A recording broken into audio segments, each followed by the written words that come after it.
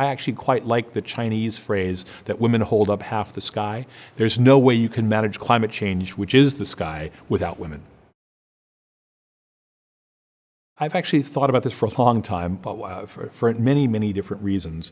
But perhaps most powerful is that my two oldest children are girls. It's hard for me to imagine any model of my world in which my girls couldn't do whatever they wanted to do.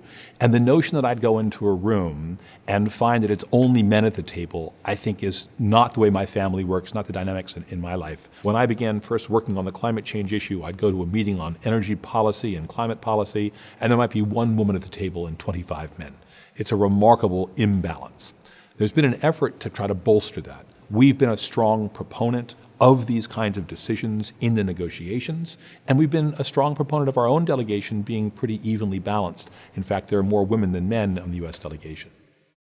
One of the things that we did in the climate change office was we worked with Milan and her team to think about women and climate.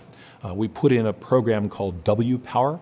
It's an acronym that stands essentially for the Partnership of Women in Energy, and it enables people to think globally. We did some work in India, some work in Africa, some work in Latin America. How do you support women in the roles of being community energy providers, which means technical training, which means microfinance, which means programs to empower community lending practices, and then policy information.